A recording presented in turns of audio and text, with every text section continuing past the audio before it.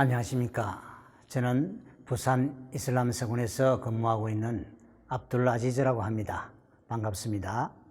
이번 시간에는 하나님께서는 왜 세상을 창조하셨는가 라는 주제를 가지고 말씀드리겠습니다.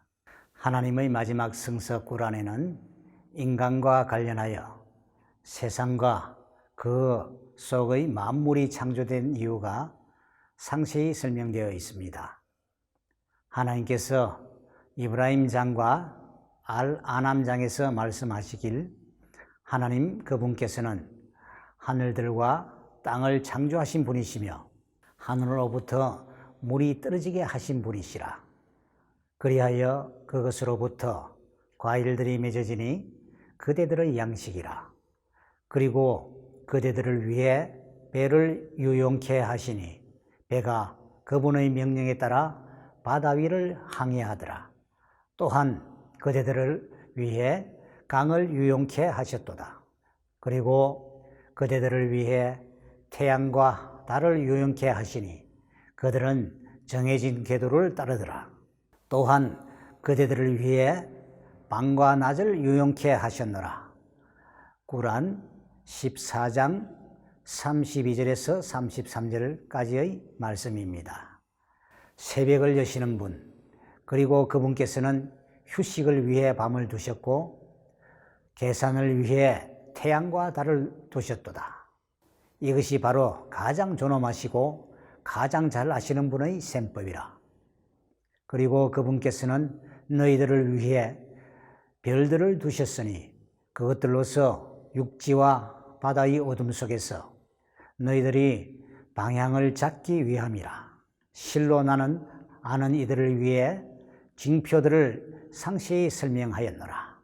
꾸란 6장 96절에서 7절까지의 말씀입니다.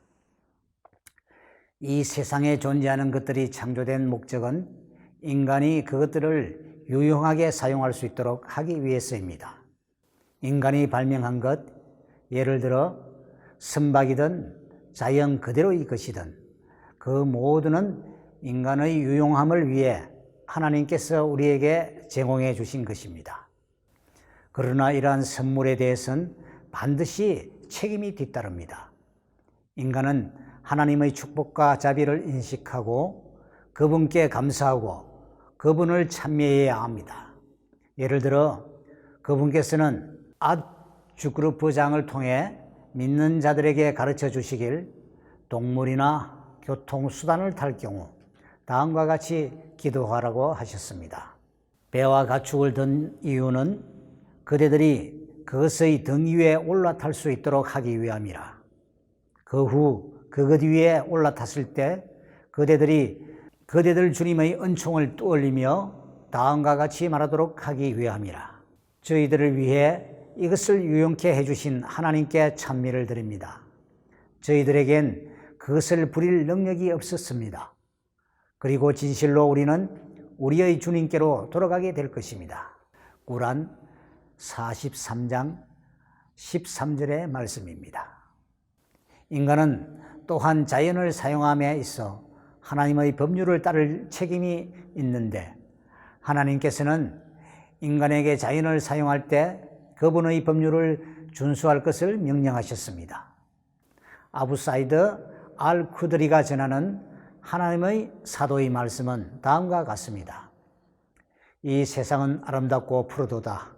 그리고 지구하신 하나님께서는 여러분들을 이 세상의 관리자로 두셨으니 그분께서는 여러분들이 어떻게 행동하는지 보실 것이라. 인간은 자연을 내키는 대로 함부로 사용해서는 안 됩니다. 따라서 세속적 물질주의자들이 자연을 바라보는 관점은 하나님의 계시에 입각한 관점과 상반됩니다. 물질주의 사회는 자연을 정복해야 할 적으로 간주합니다. 따라서 그들은 에베레스트 산의 아름다움을 감상하는 것만으로는 성에 차지 않습니다. 반드시 정상까지 올라 산을 정복해야만 하는 그들은 그 결과 매년 수십 명이 목숨을 잃습니다.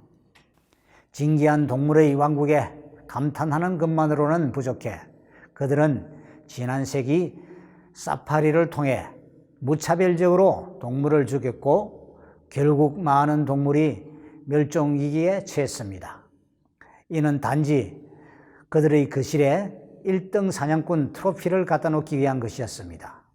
현재는 사파리가 사라졌지만 그 수가 확연히 줄어든 동물들 중 코뿔소 같은 경우는 지금도 멸종의 가능성에 노출되어 있습니다. 코뿔소의 뿔은 한약이나 체험제 재료로 사용되기 때문입니다.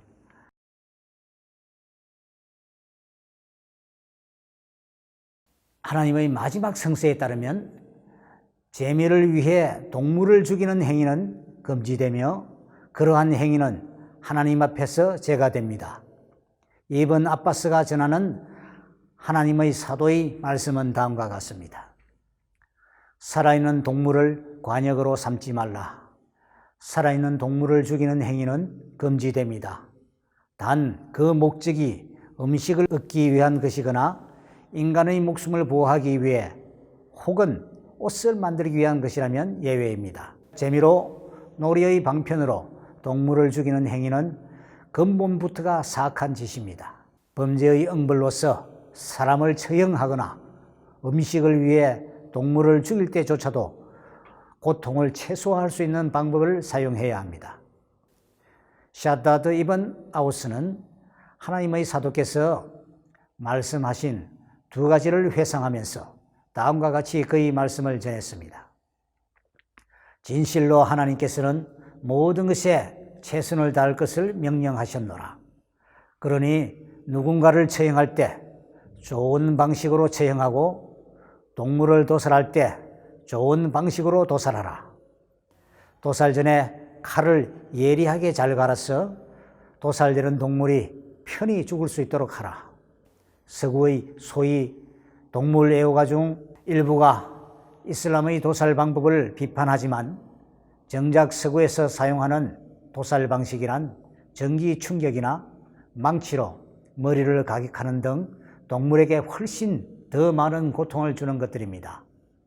아주 잘 드는 칼로 동물의 목을 베는 이슬람 도살 방식의 경우 심장으로부터 뿜어진 피가 동맥 밖으로 곧바로 분출되기 때문에 동물은 아무것도 느끼지 못한 채 재빨리 의식을 잃습니다. 이슬람의 법률은 동물을 친절히 다룰 것을 규정하고 있습니다. 심지어는 무슬림 가정에서 기를 수 없는 개의 경우에도 마찬가지입니다. 아부 후라이라가 전하는 예언자의 말씀은 다음과 같습니다. 한 남자가 길을 걷다 목이 말라 우물 밑으로 내려가 물을 마셨노라. 그가 우물 밖으로 나왔을 때 갈증으로 헐떡거리며 진흙을 핥는 개를 발견하였고 그 남자가 생각하길 이 개도 내가 그랬던 것처럼 목이 마르구나. 그래서 그는 다시 우물 밑으로 내려가 자신의 신발 속에 물을 채운 후 앞니로 신발을 깨문 채 우물 밖으로 올라와 그 개에게 물을 주었노라. 이에 하나님께서 그를 보상하여 주셨고 그의 죄를 용서하여 주셨노라. 이에 사람들이 묻길 오 하나님의 사도시여 동물에게 친절해도 보상을 받습니까? 그가 대답하시길 보상을 받는 친절함의 대상은 살아있는 모든 것에 해당되노라. 역시 아부 후라이라가 전하길 하나님의 사도께서 다음과 같이 말씀하셨습니다. 하나님께서는 이스라엘 자손의 매춘부를 용서하셨노라. 그녀는 갈증으로 죽을 것 같아 보이는 개를 위하여 자신의 머릿수건에 신발을 메어 우물로부터 물을 길어 개에게 주었으니 그러한 이유로 하나님께서는 그녀를 용서하셨노라. 반대로 동물에게 해를 가하는 행위는 이슬람법에 따르면 중죄에 해당합니다. 압둘라 이븐 우마르가 전하길 하나님의 사도께서 아래와 같이 말씀하셨습니다. 한 여자가 벌을 받고 지옥에 들어갔노라. 그녀는 고양이를 가두어 죽게 내버려 두었는데 그 고양이에게 음식이나 물도 주지 않았으며 그 고양이를 자유롭게 풀어주어 쥐를 사냥할 수 있도록 하지도 않았노라. 부득이하게 동물에게 고통을 가해야 하는 경우가 있기도 합니다. 예를 들어 동물이 움직이도록 채찍을 가한다든지 식별을 위해 낙인을 찍는다든지 하는 경우가 그러합니다. 그러나 이러한 경우조차 하나님께서는 동물을 보호할 것을 지시하셨습니다. 자비르가 전하길 예언자께서는 동물의 얼굴을 때리지 말며 동물의 얼굴에 낙인을 찍지 말 것을 명령하셨다.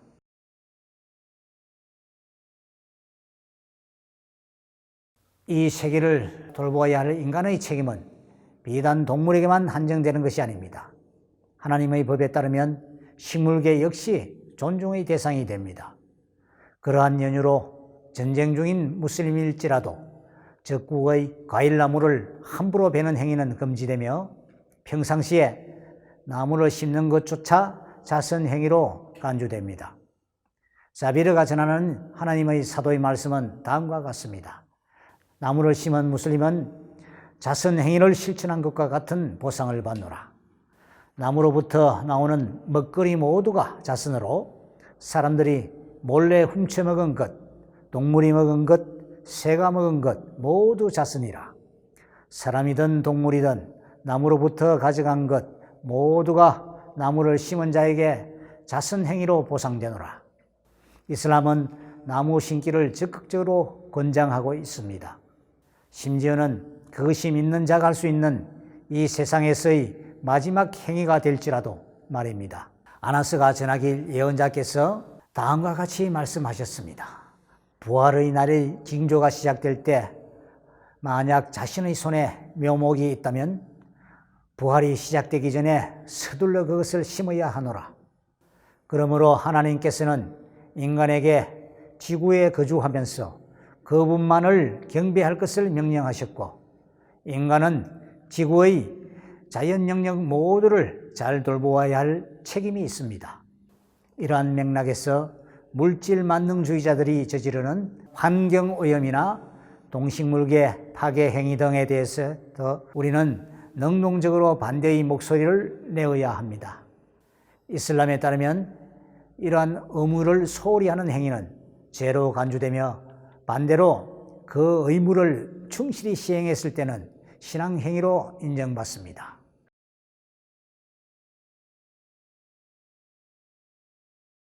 결론적으로 창조의 목적을 알지 못하는 인간은 마치 방향타 없이 항해하는 배처럼 방황하면서 이 세상을 살게 됩니다. 이러한 상태에서 그의 삶의 목적이란 그릇된 종교의 가르침에 기인한 그릇된 목적이거나 현세의 삶에만 치중한 아주 물질적인 목적 둘 중의 하나입니다. 따라서 우리 모두는 자신의 행복을 위해서라도 왜 하나님께서 자신을 창조하셨는지 알아야만 합니다. 근본적으로 하나님께서는 그분의 속성을 드러내시기 위해 창조를 시행하셨습니다. 즉 창조는 창조주라는 그분의 속성의 결과물이며 천국은 그분의 자비와 은총을 드러내며 지옥은 그분의 공정하심을, 인간의 실수는 그분의 너그러우심을, 생명체와 무생물체는 그분의 관대하심을 드러냅니다. 창조가 하나님의 속성을 드러내기 위한 수단임을 아는 것은 매우 중요합니다. 왜냐하면 이와 같은 사실을 숙지하고 있을 때만이 비로소 우리는 하나님을 정확히 인지하고 우리의 운명을 잘 받아들일 수 있기 때문입니다. 여러 종류의 창조 중에서 특히나 인간 창조의 목적을 아는 것은 인간에게 중요한 문제입니다. 마지막 계시의 종교 이슬람이 가르쳐 주길 인간 창조의 목적은 하나님을 경배하기 위함이며 이로써 인간은 고결함과 내면의 성숙을 얻게 되고 그리하여 결국 그는 천국에 들어가게 됩니다. 인간 창조의 목적을 잘 숙지함으로써 인간은 경배 행위가 먹고 숨쉬는 것만큼 필수 불가결한 것임을, 그리고 경배 행위는 자신이 하나님께 베푸는 자선 행위가 아님을 알게 됩니다. 또한 인간은 이 세상에서 겪는 여러 은총과 시련의 중요성을 잘 인식해야만 합니다. 자신이 왜 창조되었는지에 대한 지식이 없는 자는 세상 모든 것이 자신에게 적대적이라고 느낄 것입니다. 그러나 세상 모든 것은 실제로는 우리 인간을 위해 만들어졌습니다. 즉, 행복의 시기와 시련의 시기 모두는 인간의 정신적 성장을 위해 설계된 것입니다. 그러나 이러한 정신적 성장은 하나님께 전적으로 의탁하고 그분께서 운명 지으신 것에 대해 인내할 때만이 습득할 수 있습니다. 하나님을 부정하는 자에게 있어 이 세상의 시련이란 그들에게 닥칠 내세의 영원한 벌에 앞서 현세에서 미리 맛보게 되는 벌일 뿐입니다. 지구가 창조된 목적을 아는 자는 또한 자연 보호에 대한 적극적인 인식을 가지게 됩니다. 인간은 하나님께서 이 세상에 내려주신 여러 은총을 남용해서는 안 됩니다. 인간은 육지와 바다의 동식물과 우리가 숨쉬는 공기 모두를 잘 관리해야 할 책임이 있습니다. 따라서 인간은 환경 및 동식물 보호에 중대한 관심을 기울여야 합니다. 그것이 곧 하나님께 감사하는 방법이 되기 때문입니다. 위에서 언급한 창조의 목적들 모두를 잘 인지한 자는 부족함이 없는 인품을 지니게 되고 인간의 훌륭한 모범으로서 타인에게 올바른 길을 제시할 수 있게 됩니다. 하나님께서 그분의 마지막 성서 꾸란에서 묘사하신 것처럼 그들이야말로 가장 훌륭한 자들입니다. 그대들은 인간 사회에 출현한 가장 훌륭한 공동체로서 선을 권하고 악을 금하며 하나님을 믿더라. 꾸란 3장 110절의 이야기입니다. 자, 이제까지 저희 이야기를 들어주셔서 감사합니다. 그러면 다음 시간에 뵙도록 하겠습니다.